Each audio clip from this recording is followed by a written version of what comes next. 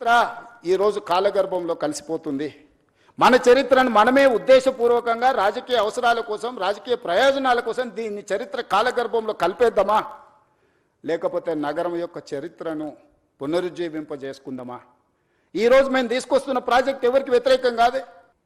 నిల్వ నీడలేని వాళ్ళే ఈరోజు మూసీ నది పరివాహక ప్రాంతంలో ఈరోజు నివసిస్తున్నారు. ఇవాళ మూసీ పరివాహక ప్రాంతంలో అటొక కిలోమీటర్ ఇటొక కిలోమీటర్ మొత్తం ఆక్రమించుకొని బుల్డోజర్లు తీసుకొచ్చి మొత్తం కూలగొట్టేస్తాడు రేవంత్ రెడ్డి అంటుండు. అసలు ఏమైనా చదువుకున్న వాళ్ళు లేకపోతే లోక పరిజ్ఞానం ఉండే వాళ్ళు మాట్లాడే మాటలేనా? Why should I do all those things? Government of India, central water commission, Jalshakti ministry, they have notified certain norms. అది నేను చేసింది కాదు, కేంద్ర ప్రభుత్వం తీసుకొచ్చిన చట్టాలు. కేంద్ర ప్రభుత్వంలో అధికారంలో ఉన్న వాళ్ళు, పార్లమెంట్ సభ్యులు ఉన్న వాళ్ళు పార్లమెంట్లో చట్టం వచ్చినప్పుడు గొప్పగా ఉందని బల్లలు జరిచి ఆ చట్టాన్ని చేస్తారు. ఆ చట్టాన్ని తెలంగాణలో ఇంప్లిమెంట్ చేస్తామంటే మేము అడ్డం పడతామంటారు. ఈ విచిత్రం, ఇలాంటి ఆలోచనలని మనమందరం నియంత్రించాల్సిన అవసరం ఉంది. మనం మాట్లాడాలి. బాగున్నది అనుకున్న వాళ్ళేం ఏమనడం లేదు, అడ్డుకోవాలనుకున్న వాళ్ళేం గట్టిగా అరుస్తున్నారు. ఈ రెండింటికున్న చిన్న తారతమ్యాన్ని, హ్యూమన్ టచ్ మేము ఎక్కడ మిస్ కాలే. ఎవరు అక్కడ నివసించాలని కోరుకోరు. ఇవాళ మాట్లాడుతున్న వాళ్ళు దాని పక్కన నివసించగలరా? ఇవాళ అడ్డుకుంటున్న వాళ్ళని ఒక 3 నెలలు వాళ్ళ కుటుంబ సభ్యులతోనే అక్కడ ఉండమనుండ్రి. ఒక కంటైనర్ హౌస్ ఇస్తాను నేను. ఒకవేళ గుడిసెలలో వాళ్ళకు ఉండడానికి ఇబ్బంది అయితే రాష్ట్ర ప్రభుత్వం తరఫున మూసీ రివర్ డెవలప్మెంట్ కార్పొరేషన్ తరఫున ఆ మూసీ నది పరివాహక ప్రాంతంలో కంటైనర్ హౌస్ ఇస్తాం మీకు, with all facilities other than Musi ప్రక్షాళన. ఎట్లుందో యాజ్ ఇట్ ఈస్గా వద్దంటున్న వాళ్ళందరికీ ఒక్కొక్కరికి ఒక్కొక్క ప్లేస్లో ఎవ్రీ 1/2 కిలోమీటర్ 55 కిలోమీటర్లు ఉంది. 100 మందికి నేను అకామిడేట్ చేయగలుగుతాను. 2 పక్కలైతే 200 మందికి, 200 మందికి ఒక మూసీ నది పక్కన కంటైనర్ హౌస్లు ఇస్తా. ఒక 3 నెలలు మీరు అక్కడ ఉండండి. మీరు ఎందుకు వాళ్ళ జీవితాలతో చెలగాట మాడుకుంటుర్రు? వాళ్ళ జీవితాలలో వెలుగు రావద్దా? వాళ్ళ జీవితాలు బాగుపడొద్దా? వాళ్ళు ఈ దోమల నుంచి, మురికి నుంచి వాళ్ళు బయటపడొద్దా? వాళ్ళ పిల్లలు చదువుకోవద్దా? వాళ్ళకు వైద్యం అందొద్దా? వాళ్ళ అభివృద్ధి పదం వైపు నడవద్దా? ఈరోజు ఓల్డ్ సిటీలో ఉండే పిల్లలకు ఉద్యోగం లేదు. ఈరోజు మీరు అందరు బాగా చదువుకున్న వాళ్ళు, ఏఐ వచ్చింది, వైట్ కాలర్ జాబ్స్ అని పోతాయి అంటున్నారు. Okay, fine. దాన్ని మీరు ఎట్లా ఆపలేరు, మనం ఎవరం ఆపలేము. వచ్చే సాంకేతిక విప్లవాన్ని మనం ఆమోదించాల్సిందే. మనకి ఇష్టం ఉన్నా లేకున్నా అది మనల్ని దాటుకొని వెళ్ళిపోతూనే ఉంది. మరి వైట్ కాలర్ జాబ్స్ అన్నీ పోయినప్పుడు, ఏఐ మొత్తం ఉద్యోగ అవకాశాలను ఆక్రమించుకున్నప్పుడు బ్లూ కాలర్ జాబ్స్ క్రియేట్ చేయాల్సిన బాధ్యత మన మీద లేదా? బ్లూ కాలర్ జాబ్స్ క్రియేట్ చేయకుండా, వాళ్లకు సాంకేతిక నైపుణ్యాన్ని అందించకుండా, రీస్కిల్ అప్స్కిల్ చేయకుండా, సెల్ఫ్ ఎంప్లాయ్మెంట్ క్రియేట్ చేయకుండా, మూసీ నది పరివాహక ప్రాంతాన్ని నైట్ ఎకానమీ కింద మార్చి ప్రపంచ దేశాలతో పోటీ పడకుండా, ఒక పర్యాటక క్షేత్రంగా, ఒక పర్యాటక కేంద్రంగా, ఒక ఆర్థిక వ్యవస్థగా అభివృద్ధి చేసుకోకుండా ఇంకా వెనక్కి వెళ్ళిపోదామా? రాతి యుగాల వైపు ప్రయాణిద్దామా? ఒకప్పుడు అడవుల్లో మనం ఆకుల అలాలు కట్టుకొని ఉండేది. తర్వాత కొంచెం బట్టలు కట్టుకునే కాడికి అట్లా ఇప్పుడు సూట్ వేసుకునే కాడికి ఇప్పుడు మోడర్న్ సొసైటీకి వచ్చినాం. ఇదంతా సమాజంలో పరిణామ క్రమంలో వచ్చిన అభివృద్ధి కదా. ఈ అభివృద్ధిని మనం అడ్డుకున్నామా? 100 సంవత్సరాల క్రితం వచ్చిన వరదల్ని దృష్టిలో పెట్టుకొని నిజాం చేసిన దాంట్లో 10% కూడా ఈరోజు మనం చేయాలనే ప్రయత్నం చేయకపోతే ఈ చరిత్ర మనల్ని క్షమిస్తుందా? ఈ చరిత్ర తిరగ రాసుకోవాల్సిన అవసరము, ఇప్పుడు రాయకపోతే ఎప్పుడు రాయలేమన్న పరిస్థితులు ఈ మేధావులకు అర్థం కావడం లేదా?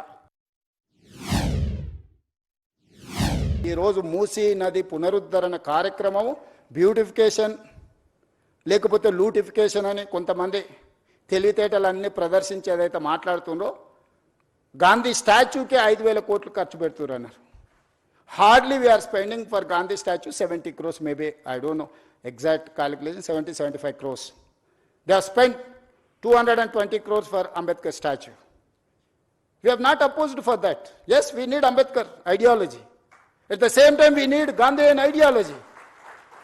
Yes, conquer one country without any violence, with peace. He won one war. ప్రపంచంలో ఒక యుద్ధాన్ని శాంతితోని గెలవచ్చని ప్రపంచానికి గొప్ప సందేశం ఇచ్చిన వ్యక్తి ఎవరంటే మహాత్మా గాంధీ. ఒక దేశం యొక్క స్వతంత్రాన్ని శాంతి ద్వారా సాధించిన వాళ్ళు ఈ భూమి మీదనే పుట్టలేదు ఇంతవరకు. ఈ ప్రపంచంలో ఎవరికీ అంత గొప్ప చరిత్ర లేదు. 30 సంవత్సరాలు బ్రిటిషర్స్కి వ్యతిరేకంగా పోరాటం చేస్తే గాంధీ మీద కూడా లాఠీ ఎత్తలే. కానీ స్వతంత్రం వచ్చిన 6-7 నెలలనే కొంతమంది బుల్లెట్తో పొట్టన పెట్టుకున్నారు గాంధీని. వాళ్ళు కూడా నీతులు చెప్తారు, ఇంకా నేనేం చెప్పాలి? అందుకే ఈరోజు మీ అందరికీ నా విజ్ఞప్తి ఒకటే, ముందుకెళ్ళడానికి సూచన చేయండి. ఏ పేదవాడికి అన్యాయం జరగని, ఏ పేదవాడిని నిరాశ్రయం చేయం.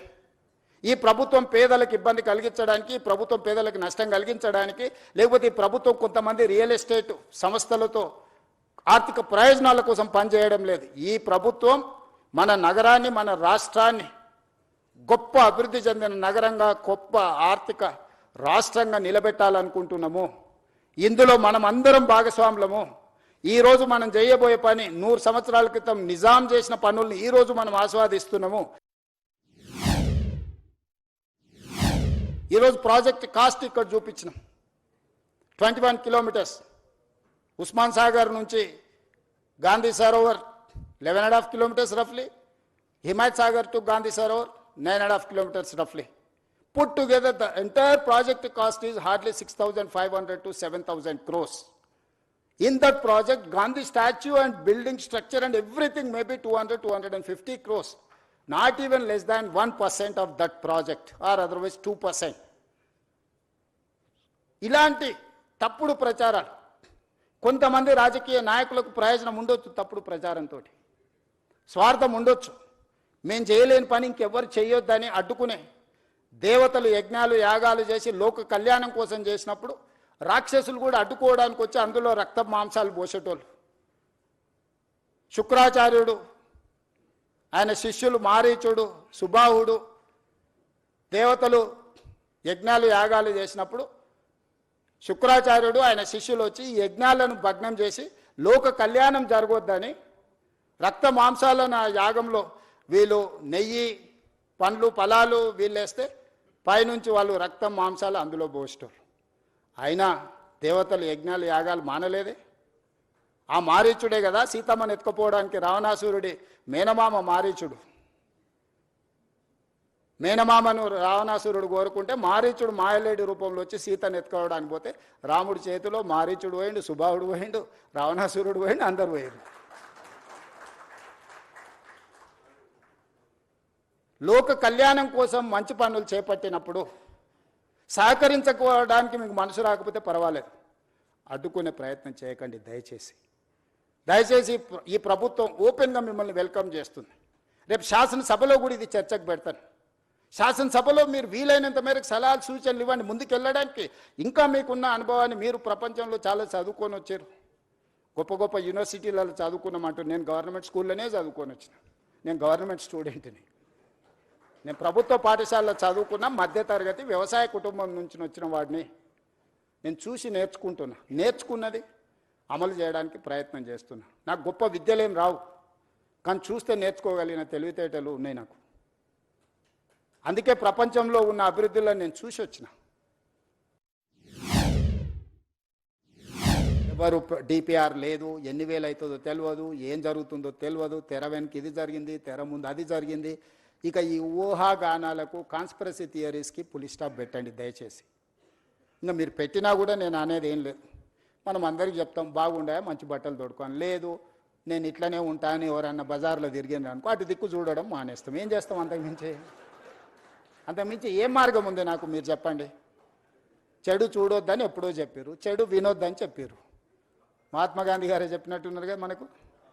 సో ఖచ్చితంగా చెడు చూడను, చెడు వినను. మంచి ఏది చెప్పినా నేను స్వీకరిస్తా. మీలో ఒకడిని, నేను వేరు మీరు వేరు కాదు, మీలో ఒకడిని, మీతో పాటే ఉంటా. మనందరం కలిసి ఈ ప్రాజెక్టును ముందుకు తీసుకెళ్తాం. మీరు అందరూ మద్దతు ఇవ్వండి. ఒక అద్భుతాన్ని అంటే అద్భుతాన్ని ప్రపంచంతో పోటీ పడే విధంగా మన నగరాన్ని తీర్చిదిద్దుకుందాం. మనము తప్పిదాల వైపు చూడొద్దు. ఎక్కడైనా చెడు ఉంటుంది. ఆ చెడును మనము తొందరగా అట్రాక్ట్ చేస్తుంది. Social media double edged weapon. Positive నిజము గడప దాటకముందే అబద్ధం ఊరంతా తిరిగి వస్తుందని వెనకటికి పెద్దలు చెప్పారు. ఈరోజు అబద్ధాలు చెప్పడానికి నెలకు 5 కోట్లు ఖర్చు పెడుతున్నారు అక్రమ సంపాదనను కొంతమంది. నేను ఇవన్నీ చెప్తే మా బట్టి విక్రమార్క గారు అంటారు, అరే నీ ఆలోచనలు మంచుకున్నాయి, నీ పనులు బాగున్నాయి, నువ్వెందుకు చెప్పవు అంటాడు. నాకు దీని మీదనే సమయం సరిపోతుంది, రోజుకు 18 గంటలు. ఇది ఒక మీరు సొంత ఇల్లు కట్టుకుంటే ఒక 2000 స్క్వేర్ ఫీట్ సొంత ఇల్లు కట్టుకున్నా ఒక 3000 స్క్వేర్ ఫీట్ అపార్ట్మెంట్ ఇంటీరియర్ చేసుకోవడానికి మీకు ఎన్ని రోజులు పడుతుంది? మీ ఇంట్లో మీ సతీమణితో మీకు ఎన్ని తిట్లు పడుతున్నాయి ఉన్నోళ్ళు అందరికీ తెలుసు కదా. కిచెన్ అట్లా లేదు, డ్రాయింగ్ ఇట్లా లేదు, డైనింగ్ అట్లా లేదు, బెడ్రూమ్ ఇట్లా లేదని. ఇంత పెద్ద ప్రాజెక్టును ఒక కాన్సెప్ట్ను కన్సీవ్ చేసి 0 to 100 చేయాలంటే ఎన్ని గంటలు మేము పనిచేసి ఉంటాం? ఇన్ని గంటలు చేసేటప్పుడు పేదవాడి బాధను మేము అర్థం చేసుకోకుండా చేస్తామా? పేదవాళ్లతో మాకున్న శత్రుత్వం ఏంది? పేదవాళ్ళ నిరాశ్రయులు చేయాలని ప్రభుత్వం ఎందుకు అనుకుంటుంది? పేదవాళ్ళతో శత్రుత్వం చేసినోడు తిరిగి మళ్ళీ అధికారంలోకి వస్తాడా? ఎక్కువ నా ఆలోచన ఏముంటుంది? ఇంకోసారి ముఖ్యమంత్రి కావాలి, మా ప్రభుత్వం రావాలని ఉంటుంది. అది రావాలంటే వాళ్ళకి మేలు చేయాలి, కానీ వాళ్ళని విధ్వంసం చేస్తే అది జరుగుద్దా? ఎవరైనా కామన్ సెన్స్ ఉన్న any politician is going to commit such type of activity. ఇది చేస్తే రేవంత్ రెడ్డికి చరిత్రలో ఒక పేరు వస్తుంది, కాంగ్రెస్ పార్టీకి ఈ ప్రభుత్వానికి మంచి పేరు వస్తుంది. ఈ వస్తే రెండోసారి కూడా మేము అధికారానికి దూరం అవుతామని కొంతమంది కడుపులో కుళ్ళు, మాటల్లో విషం, చూపుల్లో పగ, ఈ 3 కాంబినేషన్స్తోని దీన్ని అడ్డుకునే ప్రయత్నం చేస్తున్నారు. ఇక ఇదంతా మీకు అప్పచెప్పిన నా జిమ్మెదారి అయిపోయింది. మీరందరు దీన్ని కాపాడుకుందామా లేకపోతే కాలానికి వదిలేద్దామా మీరే డిసైడ్ చేయండి.